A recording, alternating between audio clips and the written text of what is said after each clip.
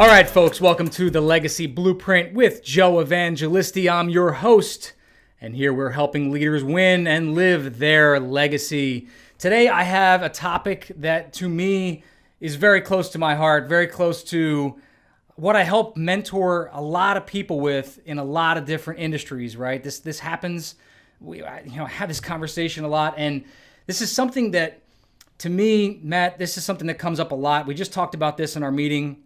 It's living with purpose and intent.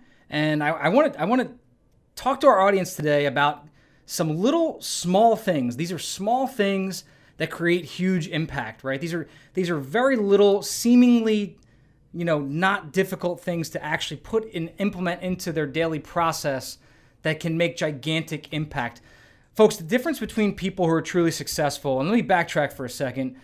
For those of you that maybe just are catching on to this podcast, or maybe this is your first episode, or maybe you haven't listened to very many episodes. I surround myself purposefully with proximity to successful people. I'm successful myself. I've started and operated multiple companies, and I'm a member of many mastermind groups, as well as I run mastermind groups. I have friends with many multimillionaires. I'm in groups with multimillionaires. I coach multimillionaires, and so I know what these people do to stay successful. Here is the big difference. The big difference between someone who is, maybe that average Joe who is just getting by, who's living, that 9 to 5, and just doesn't want to do much else. Just wants to coast through life, right? And then the ultra successful people who have that drive and focus, and they always seem to know what they have it dialed in. The difference is living with purpose and practicing intent. So I want to teach you a couple tricks here. And then at the end, I'm actually going to have some free giveaways for you that listen through this podcast episode. I'm going to teach you how to get those at the end here. And I think this is going to be one of the most impactful podcasts we've ever recorded. I don't even know how many episodes deep. I think we're over 50 episodes, aren't we? Not pretty close. Oh yeah, we're up there. We're up there, right? So this might be one of the most impactful. So definitely grab a pen and paper. If you haven't listened to my episodes before, again, this is something we're always trying to bring: real content, actionable content, stuff that you can put to use in your life. And again, guys, this is not, we're not going to teach you how to build a rocket and fly to the moon today. We're going to teach you how to add some little things to your day, to your week, to your month, to your year that are going to absolutely change the game for you. I promise. If you're not doing these things already, they're going to make big impact. So number one is this. Number one is successful people start their day in a proactive mode. I'm going to say that again. Successful people start their day in a proactive mode, not a reactive mode. That means the first thing they do when their head comes off the pillow is they are proactive about what gets fed into their brain. They're proactive about what the next step is. They're proactive about what they're going to accomplish, right? They have a time that they're set to get up. They have a certain process to which they go through every single morning. They have a morning ritual, right? For me, that morning ritual is around 4:15. I get up, not even around 4:15. My alarm goes off at 4:15. I might hit the snooze button once, and that's rare. And I'll stay in another 10 minutes, and then by 4:25, I'm out of bed. I brush my teeth, I get dressed, I walk downstairs. It's a pre-workout drink, and I make my post-workout BCAA amino acid drink, and I bring it to the gym. Work out at 5 a.m., right? For me, I love to work out around a group of people because it helps me maintain accountability. So I'm either doing a CrossFit type class or what my local classes, they call it a torch class, right? I love it for the accountability. I love it for the competition because I'm going to push myself to a different level. And I love it because it's basically private coaching, right? There's an instructor there the whole time. So I get an hour-long workout in, and I'm doing this 5 or 6 times a week, 5 or 6 days a week at that time. And it allows me to make sure that I'm holding myself accountable, right? Because let's face it, years ago, I used to get up and go to the gym, and one day I would bench press a couple sets and never even break a sweat and call it a day and get back in my car and go home, and it was cold. And, one day I would run on the treadmill for 1.5 miles and break a sweat and feel like I accomplished something. None of those times, Matt, was I actually getting the exercise that I'm getting at this type of class, and you got a kind of a taste of that when we were in Napa. Oh yeah, That's that hit training. I finally joined you guys for a morning workout. How was it? Oh yeah, I love it. It was good. Yeah, I'm the same way. I used to be so bad. Like if I'm just by myself, I'll go through my routine or whatever. But like if I'm with my brother, who's like lifting all the time, he actually pushes me to new heights. Different state. Yeah. Different state, right? So I got to be in that routine, and I'm also accountable because my COO goes to that gym with me, and he's always pushing me to show up. He's doing 2-a-days sometimes. We're trying to grind each other and trying to get each other to another level. So there's the accountability piece. But I want to detract for a second because I'm getting off topic. It's a routine, right? So I know I have that routine. I get back at 6 a.m., about 10 after 6. I'm doing my morning ritual. I'm continuing to feed my mind with good intentions. I'm meditating. I'm getting my mind dialed in. I'm thinking about the people I'm grateful for. I'm thinking about the things I'm grateful for. I'm thinking about the impact I'm going to make that day. I'm thinking about the people I'm going to reach out to, the people I'm going to create value for, how I'm going to add value to the world, the content I'm going to put out, the podcast I'm going to record, stuff like this, right? And then I'm going to do some reading. I'm going to read for about 15 or 20 minutes. I already know what type of reading that I want to do, and we're going to cover that in a minute. And then I journal. And in my journaling, generally start with a blank sheet of paper, and I'm going to hit a question, a big question. Sometimes the question is, a monetary related, how do I get to another level? Sometimes it's team related, who are the right people I want to be surrounded with? Sometimes it's mastermind related, how do I challenge myself or the team to another level, right? I'm always trying to think at a different level and ask myself questions that I don't already have the answers to, and then journal through them. I'll spend 15, 20 minutes journaling. And then finally, I'll set myself up for the day. I'll try to think of the 3 big things that I have to take down during the day and that are going to feel like I had a purposeful day, a packed day, something that I accomplished in that day. Not just the to-do items, not just, the normal busy stuff, but really made an impact, really made a change that day. I'm gonna make sure that I have 3 of them dialed in and actually in my journal before I leave for the day. And then my next step is to get my kids up and get them ready and spend some time with them. So I'm spending some time with my family. So that's my morning ritual. And here's the things you didn't hear me say, and this is the big takeaway. I didn't jump on social media. I didn't check my email. Let's face it, guys, there is nothing positive going on in your Gmail. When you wake up and you roll over and the first thing you do is check your email, you're going to be in a reactive state. You can't help it. You can't fix that because there's going to be a negative email. There's going to be a client who's upset about something, whether you caused it or not. There's going to be, if you're in the deal business, there's going to be a sale that fell through. There's going to be an issue. One way, shape, or form, your email is not there to create inspiring, positive, productive impact in your life. Your email is a reactive environment. It's going to cause you to react. There's stuff you got to reply to. There's people you have to get back to. There's ads you have to respond to. There's stuff you're going to click on. That's a reactive environment. You are not positively controlling your time, your space, your mental energy, your focus, or your presence when you're in a reactive situation like email or social media or your Instagram or any of those things. So I'm trying to spend as much time in the morning, 2 to 3 hours, avoiding all of those things and concentrating on the high gain activities mentally that are going to get me lined up and focused. Now I noticed I put a couple of these words out there, right, Matt? Abundance, right? I'm focused on abundance. When I'm meditating, I'm thinking about how do I create abundance for myself, for my team, for my family, for the people that are in our groups, for the people that I'm mentoring. How do we create abundance around that, right? I'm thinking about growth. I'm thinking about positivity. Folks, you have to focus on positivity. Sometimes positivity is something we have to work towards, right? This is not something that's going to be just handed to us, right? There's negativity all over in the world.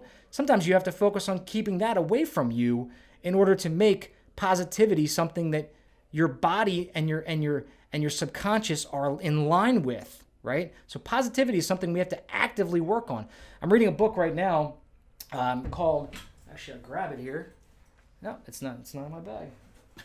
Never mind. Called The Way of the Warrior. That's actually the name of the book. I don't know the author in front of me, but it's called The Way of the Warrior. And he talks about in there that inner peace is found through war. Like, in other words, you have to fight for inner peace. It doesn't come automatically. You have to work for it. Well, it's the same thing with positivity. You can't just be zen all the time, right? You can't just sit on your couch and expect positivity and light to flow through you, right? We have to work for these things.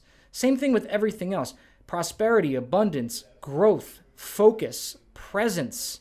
We have to work at all of these things. They take work. They take going through war to create for yourself, right? They're not just going to happen. They're not just going to float and magically manifest themselves in your body, right? We have to work at these things. So I'm going to purposely spend some time in the morning making sure I'm in a proactive state and not in a reactive state, so I can create all of that within my body and my mind and my spirit going throughout the rest of the day, right?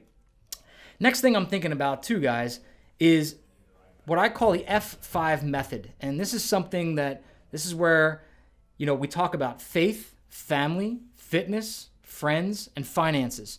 Now, I recorded a video about this 2 days ago on my Facebook wall. If you guys aren't following me on Facebook, go check it out. You can go to Joe Evangelisti, search it out. You can follow me there. I create a lot of good video impact and value in there, I think you guys can align with. Talking about setting myself up for the week. Every Sunday, I set myself up for the week this way, again, with purpose and intent. And I think about the F5 method. And F5 method is I'm gonna figure out, how am I gonna align myself with my family? How am I gonna align myself with my fitness goals, my friends, my finances, my faith? For example, when it comes to my family, I'm gonna actually schedule things, right? See, guys, we always schedule business-related items, right? We schedule business lunches, we schedule business consults, we schedule business meetings, but yet the things that are just as important, if not more important in our life, like having dinner with our family, spending time with our kids, educating our children, dating our wife, right? Those things, somehow they get slipped off the calendar for the quote-unquote important business meetings that we have, the happy hours, the client entertainment, the stuff that really is not moving the needle for us, is not creating impact in our life, right? Where really the impact in your life, personally, if you really reflect on it, has probably come from the times that you have time to really be present and educate your children. When you're really present and learning about your wife and what's going on in her life.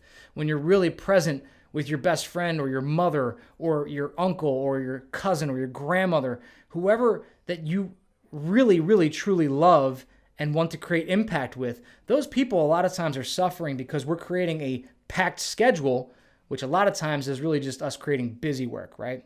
So making time for them on Sunday, knowing that we're going to schedule them in during the week, just as impactful, just as important as scheduling all the business meetings that we schedule, right? So I'm going to schedule that in. Fitness. I just got done telling you my morning routine. I'm going to decide on Sunday how many days can I put in this week. My goal is generally 5 or 6 days with a workout. I want to go at least 5 or 6 days sweating. I might take a day off depending on how hard I go, but I'm going to go 5 or 6 days and break a sweat. Sometimes I'll do 2 a day just to make up for that 7th day I took off. So I'm trying to go hard. I'm in cut mode. I'm trying to get below a certain weight right now, and that's the goal. So I'm going to go hard with that, right? Friends. Now again, friends. This is I call this the relationship section, right? This is not just your buddy from high school, but this is all of your relationships, right? Friends encompasses your buddy from high school, but also maybe your business partners, your relationships that are important to you that you need to spend time developing. Maybe that is a happy hour. Maybe that is a lunch. Maybe it is meeting someone for breakfast, meeting them at the gym, taking a walk with them, investing time in learning about the people who are important to you that you're grateful for, right? Again, I just told you before, every morning I wake up and I think about who are the people that have recently come into my life that I'm grateful for. I'll say this again. Who are the people who recently came into your life that you're grateful for? Now I think about all the time, who am I grateful for? But that one shift, who recently came into your life. Folks, if you're waking up every day and you can't think of a new person that's impacting your life in some way, chances are you're not making impact in other people's lives.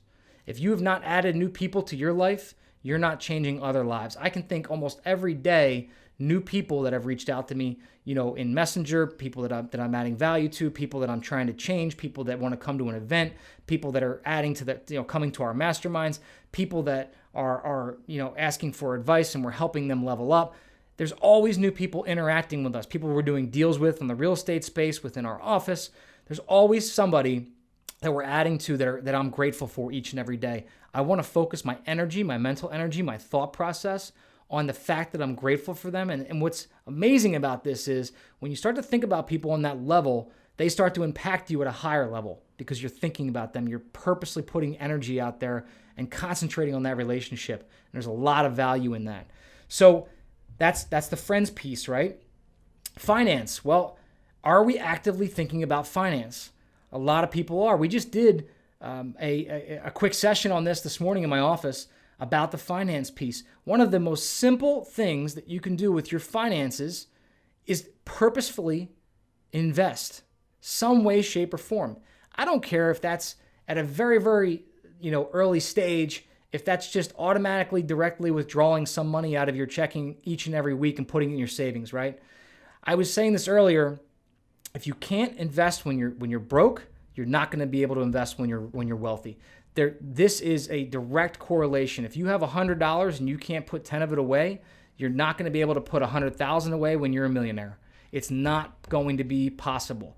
So if you don't learn that mindset early on, then you're not going to have it later on. And you're not going to have a later on, by the way, because if you're broke, you're not going to be wealthy if you don't figure out how to invest and you don't figure out how to save.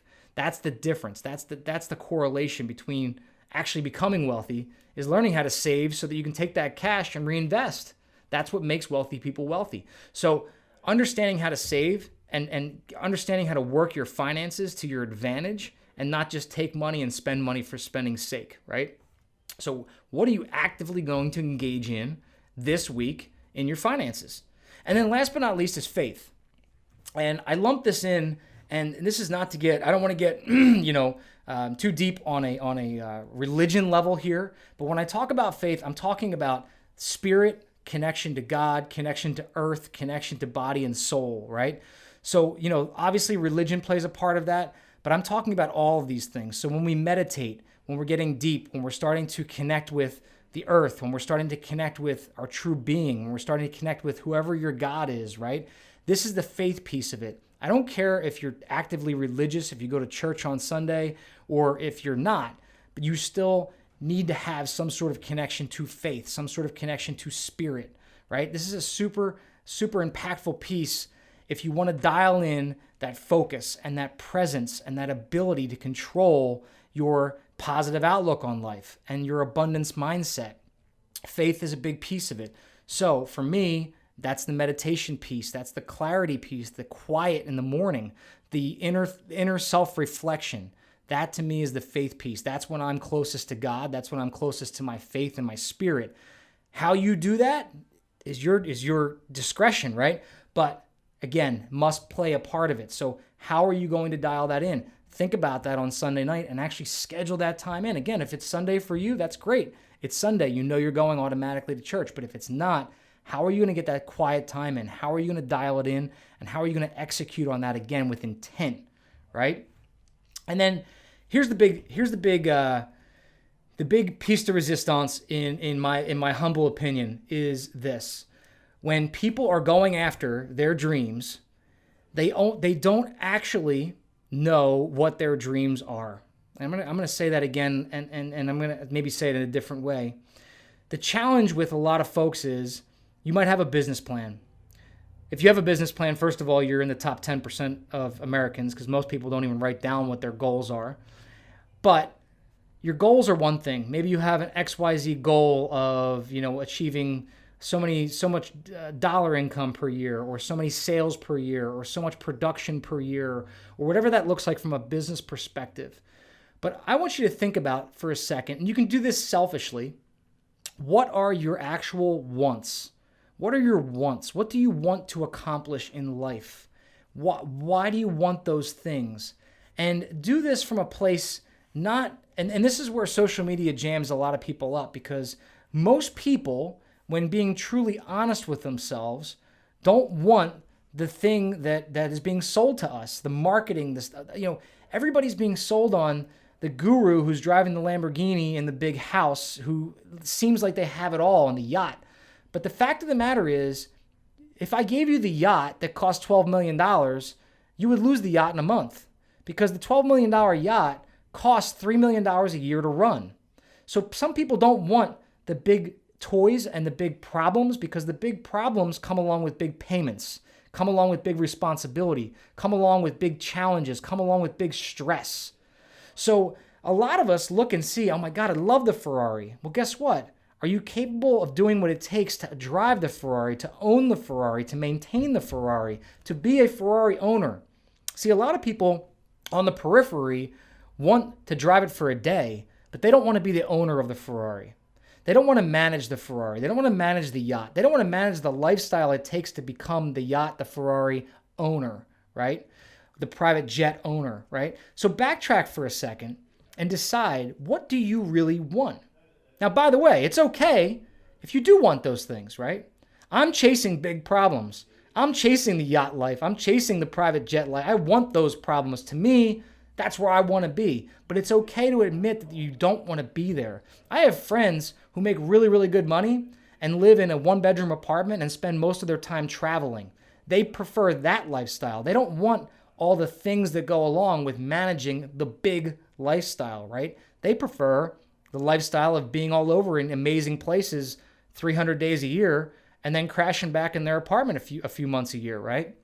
What do you really want? And why do you want it?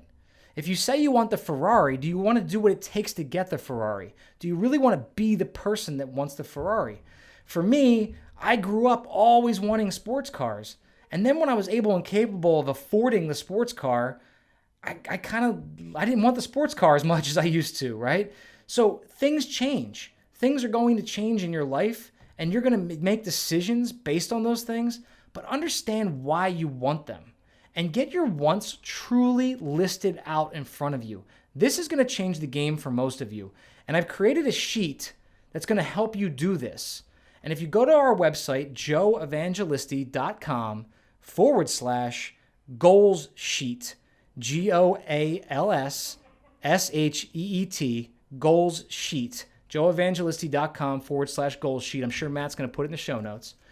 Go there. I've created a sheet that's going to help you lay out exactly the things that you may want, and it's going to help you work through it.